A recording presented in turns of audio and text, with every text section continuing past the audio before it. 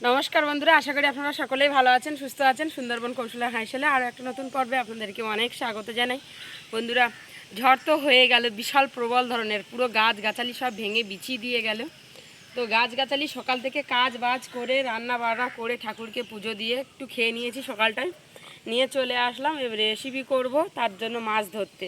তো পুকুর দেখুন একদম পুরো জল, পুরো কানাকানি পাড়াভাড়ি হয়ে গেছে জল। এত জলের ভিতরে মাছ আদৌ পাবো কিনা কোনো ঠিক নেই। তো দেখি মাছ ধরতে লেগে পড়বো। আকাশের বাবা তো জাল দিয়ে দুটো খেমন অলরেডি মেরে দিয়েছে, তো একটাও মাছ পড়েনি। এখন আমি লাভবো, যদি মাছ পড়ে তো ভালো, আপনারা দেখতে থাকুন। মাছ পেলে তারপর রেসিপি শুরু হবে। লিখে পড়ো তাড়াতাড়ি করে। কোন সোজা লাভবো? ওই কোনার ওই ঘাট ঘেরে দাও।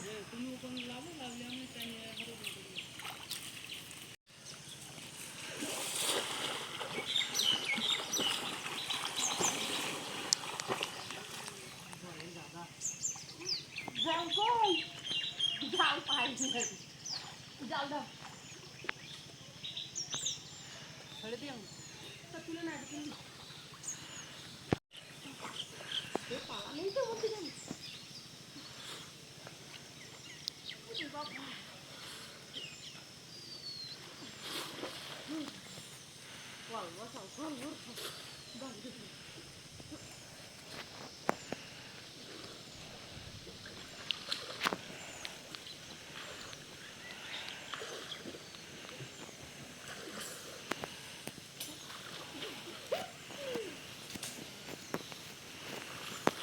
সামনে আয়।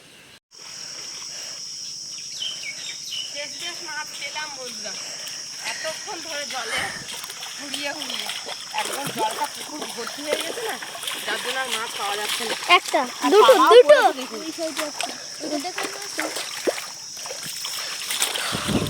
বড় বড় দুটো কাতলা মাছ পড়েছে, একটা নিয়ে নাও আর একটা ছেড়ে দাও। ওটা নিয়ে নাও। এটা নিবা? নেবো কি করতে? এটা না, কাতলা মাছ ছেড়ে দিলে হতো, বড় হতো, গায়ে হাত না এটা না, এটা নিয়ে নাও। পড়ছেও না কোনো মাছ। রাখো দেখি ওখানে, এটা ছাড়, পালাগুলো ছাড়ো আগে। এটাও তো একই সমান।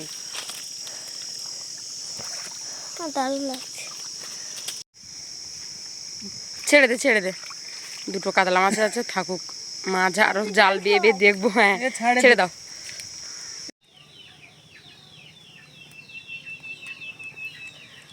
বন্ধুরা, অনেক কষ্টে পুকুর ভর্তি জল থেকে এই মাছগুলো পাওয়া গেল। রেসিপিটা, চিন্তাটা দূর হলো মাছ পেয়ে। আর দেখুন, গতকাল যে ঝড় হয়েছিল, ঝড়ে কিন্তু এই কলার কাঁদিটা পুরো ভেঙে দিয়ে গেছে।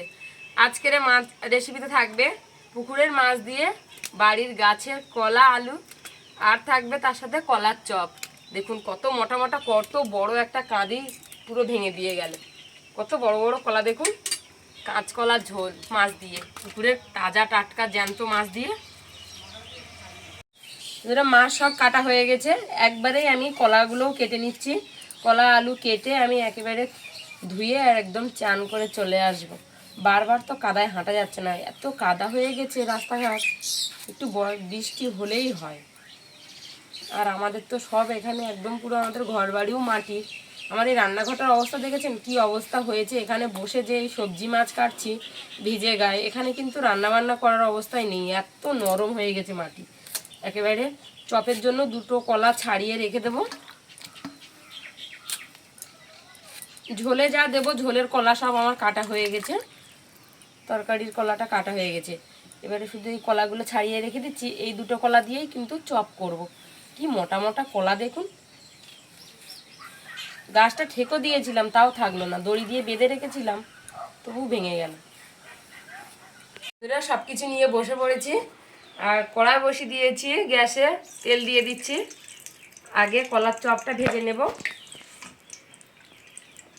কলা কেটে জলে রেখে দিয়েছিলাম, একদম মিডিল দিয়ে এরকম করে কেটে নিলাম।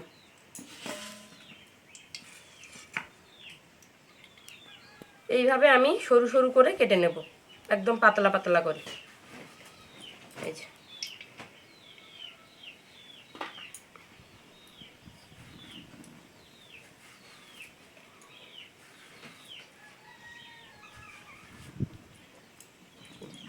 এইরকম পাতলা করে কাটবেন, একটু হালকা মোটা থাকলেও অসুবিধা নেই, সেদ্ধ হয়ে যাবে আর বেশ ভালো লাগে গালে পড়লে।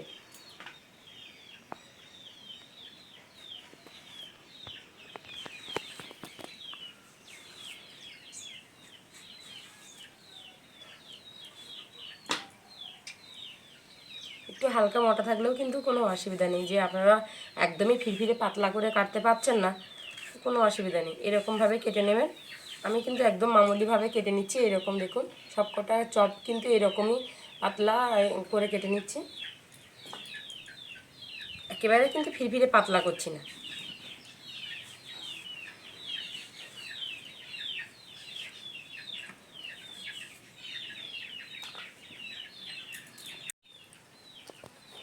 দেখুন এরকম চপের মতো লম্বা লম্বা করে আর একটু পাতলা করে কেটে নিয়েছি। হলুদ জলে একটু এভাবে ধুয়ে নিচ্ছি যাতে করে কলার আটাটা না থাকে।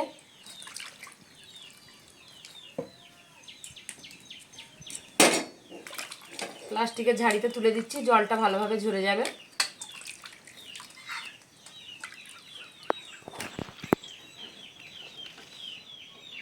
এখানে বেসন নিয়ে নেব, দুটো কলা কেটেছি, তো কতটা কলা হয়েছে দেখুন। এতটা কিন্তু চপ করব না, কারণ এত চপ করলে আবার খাবার লোভ হবে না। বেসনও অল্প, ভাজা জিনিস ভাজলে খাওয়া হয়ে যাবে, কিন্তু বেসন অল্প আমার। বেসনে পরিমাণ মতো লবণ দিয়ে দিচ্ছি,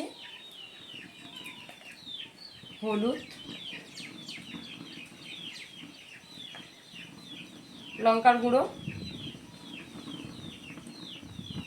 জিরে মরিচের গুঁড়ো। জিরে মরিচের গুঁড়ো আমি একসাথে মিশিয়ে রেখেছি, একটু গরম মশলা। সব কিছু উপকরণ আমি একসাথে বেশ ভালোভাবে মিশিয়ে নিয়েছি। পরিমাণ মতো জল দিয়ে আর গোলাটা তৈরি করে দেব।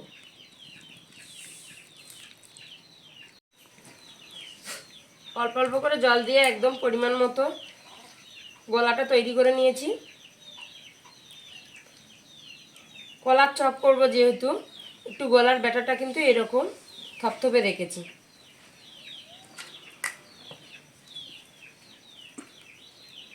এক এক পিস কলা এভাবে নিয়ে নিচ্ছি। এভাবে করে আমি বেসনটা বেশ ভালো করে মাখিয়ে নেব।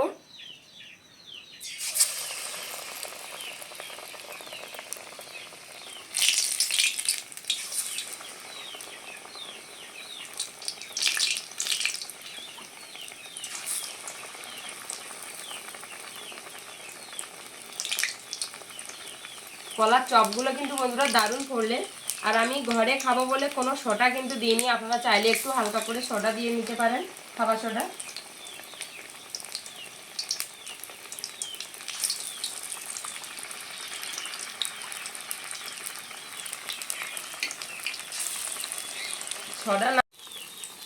সোডা না দিয়ে তাই দেখুন কতটা সুন্দর ফুলছে। সোডা দেওয়ার কোনো দরকারই নেই আমার এখানে।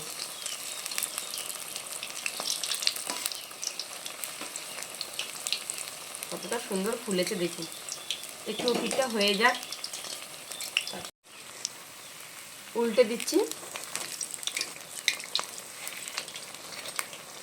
কতটা সুন্দর ফুলেছে দেখুন সব কলাগুলো। কলার চপ দারুণ লাগে বন্ধুরা খেতে, আপনারা বাড়িতে একবার বানিয়ে খেয়ে দেখবেন। আমি এই কলার চপটা খাওয়া শিখেছিলাম ব্যাঙ্গালোর গিয়ে। ব্যাঙ্গালোরে ওখানে দেখি এই কলার চপ এরকমভাবে বিক্রি হয়।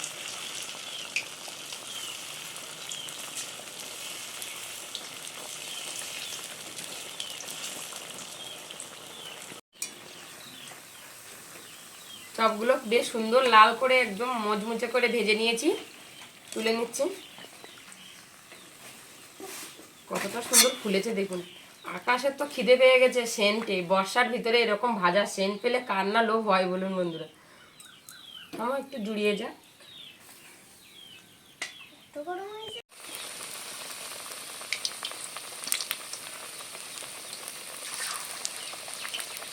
বেসন আর নেই, নাহলে ওই কলার চপগুলো সব, এই কলাগুলো সব চপ করা যেত। হ্যাঁ, বেসন শেষ, কালকে তো পেঁজি খেলে বলে বেসনটা শেষ হয়ে গেল।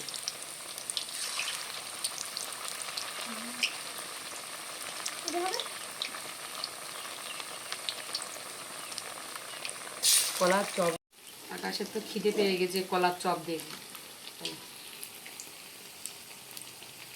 খেয়ে দেখো কীরকম লাগে। ভালো লাগেছে? এদিকে সরে আসো, নিয়ে সরে এসে বসো। সব কলার চপগুলো ভাজা হয়ে গেল। এবারে মাছ ভেজে নেব। মাছে পরিমাণ মতো লবণ হলুদ লাগিয়ে নেব।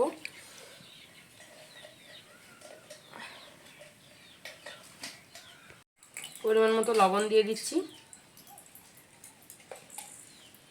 হলুদ মাখিয়ে নিচ্ছি চুবড়িতে একেবারে।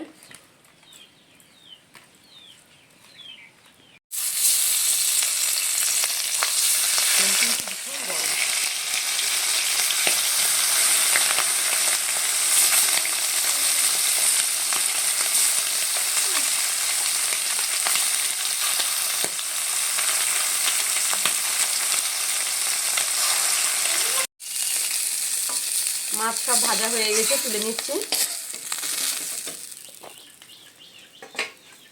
কড়াইতে সাদা তেল দিয়ে দেবো। কলা ভেজে রেখে কলার চপ করেছিলাম সেই তেল, কিন্তু ভাজা তেলে আজকে তরকারি করব।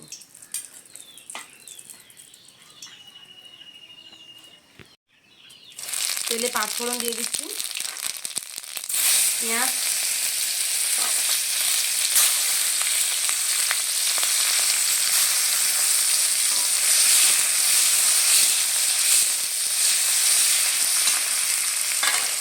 কাঁচা লঙ্কা দিয়ে দিচ্ছি,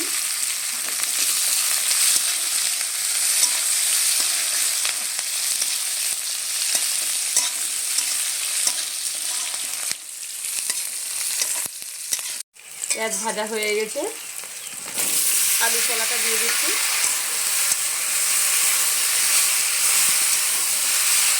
নেড়ে করে নিলাম। স্বাদ মতো লবণ দিয়ে দেবো, পরিমাণ মতো হলুদ, একটু সামান্য জল দিয়ে ঢেকে রাখবো। ঢাকাটা খুলে নিয়েছি, বেশ সুন্দর করে কষে নেব।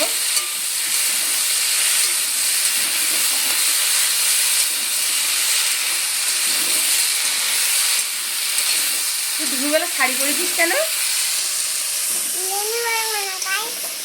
হ্যাঁ,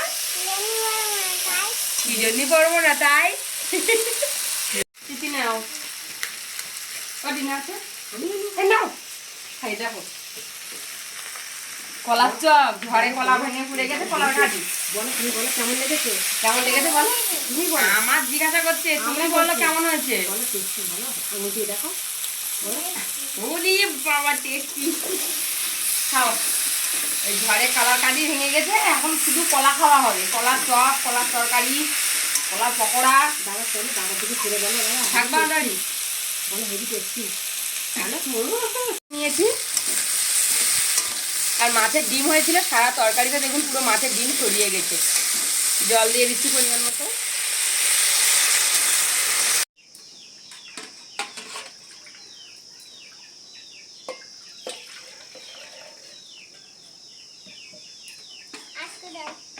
না আর দেওয়া যাবে না গো,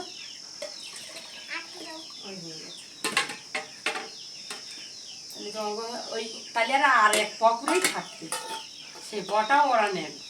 কি করবো,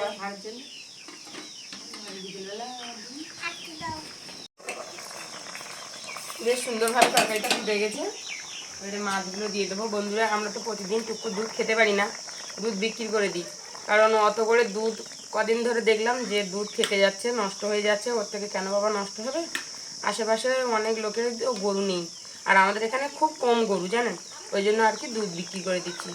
ওদের বাড়ি বাচ্চা কাচ্চাগুলোও খেতে পারবে। মাছগুলো দিয়ে বেশ সুন্দর করে ফুটিয়ে নিয়েছি। দেখুন ঢাকাটা খোলার সাথে সাথে কত সুন্দর একটা দারুণ সেন্ট। ওপর থেকে জিরে মরিচের গুঁড়োটা দিয়ে দেবো, দিয়ে আর একটুখানি সামান্য ফুটিয়ে লাগিয়ে দেবো।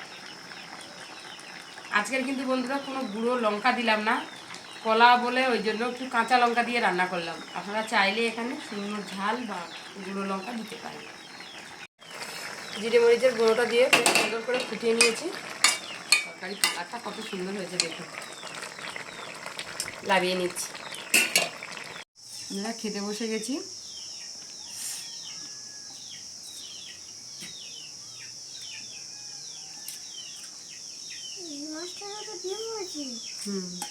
মৌটি মাছ ডিম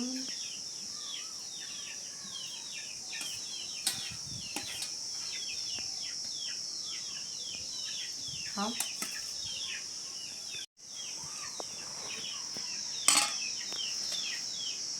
আমার এইটাই রেডি। হুম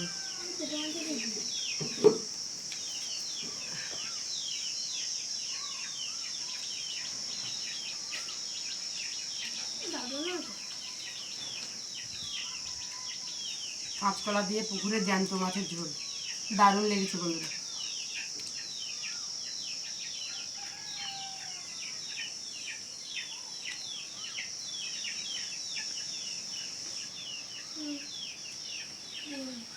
ফোনে দেখাচ্ছি ফোনে